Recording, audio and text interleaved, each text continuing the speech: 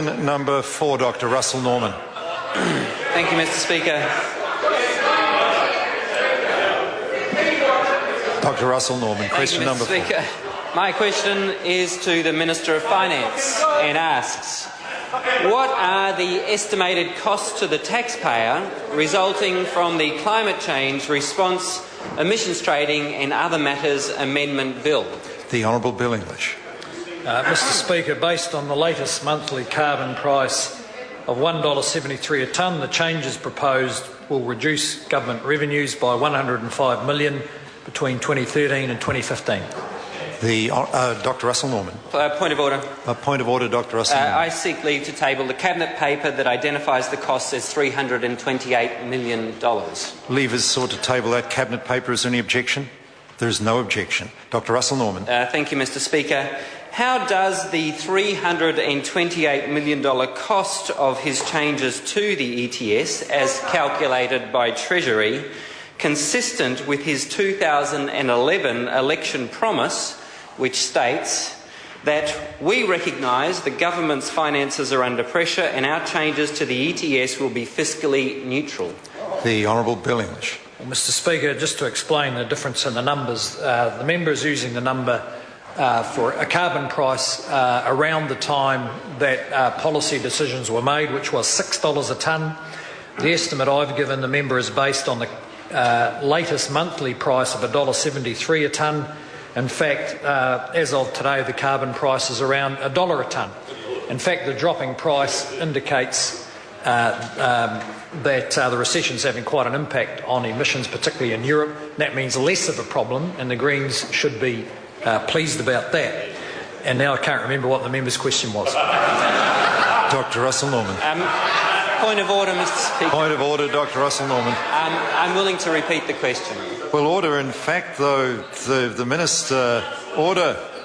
minister actually disputed part of the information contained in the question, and he's entitled to do that without further answer to the question.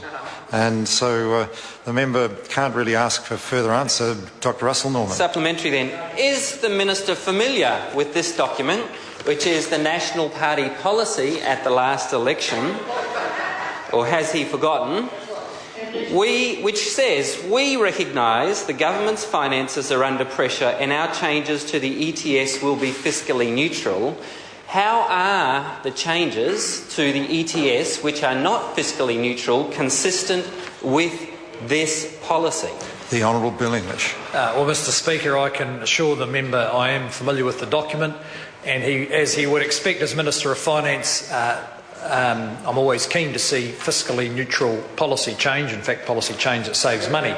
In this case, the advice, as the member will see, is clear from the Cabinet paper that the complexities particularly related to Treaty of Waitangi settlements and undertakings and agreements the Crown had made in respect of carbon credits would have made it very difficult to unwind previous arrangements in a way that would allow us to have a fiscally neutral policy. Given that it would cost $105 million over the next 2 or 3 years, that has to be incorporated in the budget allowances and prevents the government carrying out spending the money on other things. Dr. Russell Norman. Thank you, Mr. Speaker. Given his ambition to return to fiscal surplus by 2014-2015, why is it that he prioritised spending between $100 and $300 million on this policy to gut the ETS when there are so many other much more important priorities for government cash? The Honourable Bill English. Well, Mr. Speaker, we looked at a range of solutions and of course the government was consistent with the policies from the opposition to make sure the cost of living for New Zealand households did not go up more than necessary when they're under pressure. So we looked at funding it from the budget, and the other proposition we looked at was just printing the money. But we were advised that probably wasn't a good thing. Dr. Russell Norman. Thank you, Mr. Speaker.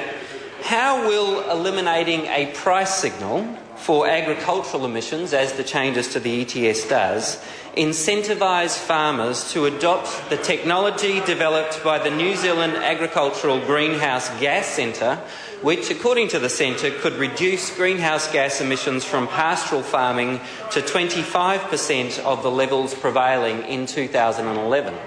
The Honourable Bill English. Well, Mr Speaker, I think we just have a different view about the state of that technology. There are some speculative options around, but from the government's point of view, there is really no technology available to farmers to enable them to respond to the price signal other than getting rid of livestock, which we don't think is that good an idea because it would cut back New Zealand's production. And as it happens, probably a higher environmental priority right now for our farming community is sorting out the issues around water, which the government is grappling with pretty intensively over the next 6 months. That's right. Tarora Flavel. Thank you, Mr Speaker. Kia ora tātou. To the Minister, what is the estimated cost to the taxpayers and the forest sector of not placing a cap on imported units?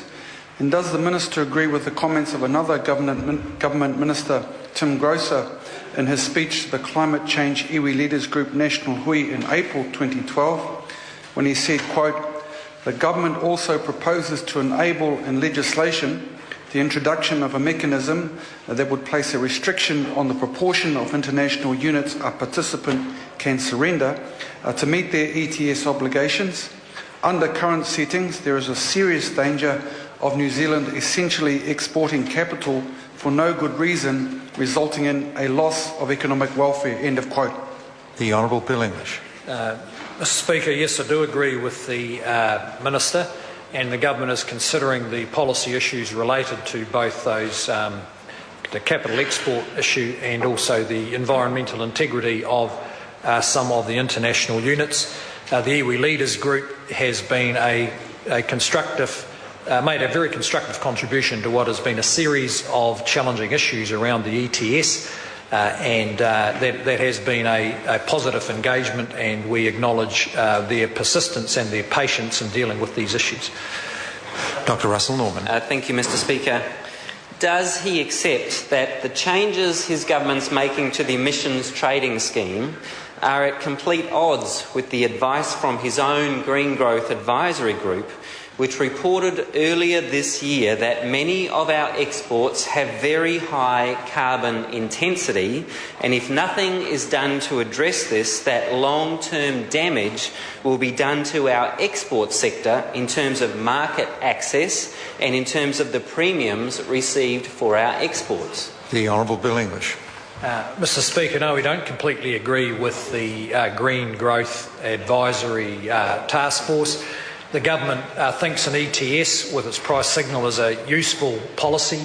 However, we have, through the last couple of elections, promised to moderate it, and those are the steps that we have taken. The member can't have it both ways. On the one hand, he says we should print money to lower the exchange rate to make our exporters more competitive. On the other hand, advocates ramping up the ETS in a way which will make them less competitive. Dr Russell Norman.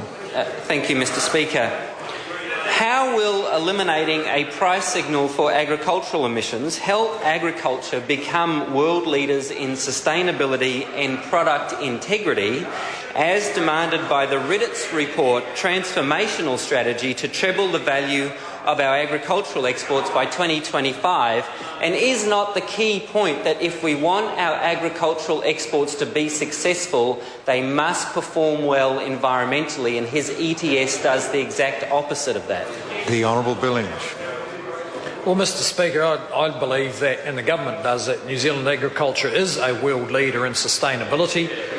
We are probably the world's most efficient grass-produced meat, wool and milk products in the world, and we intend to maintain that. The agricultural sector is incurring very substantial costs through traceability, the traceability of all animals and the NATE system, and currently and over the next few years, substantial investment in control of effluent, so that we can maintain that environmental record. Point of order, the Right Honourable Winston Peters. I seek leave to make a personal explanation in relation to an answer given by the Honourable David Carter to question 3 today. Leave is sought for the member to make a personal explanation. Is there any objection? There is no objection.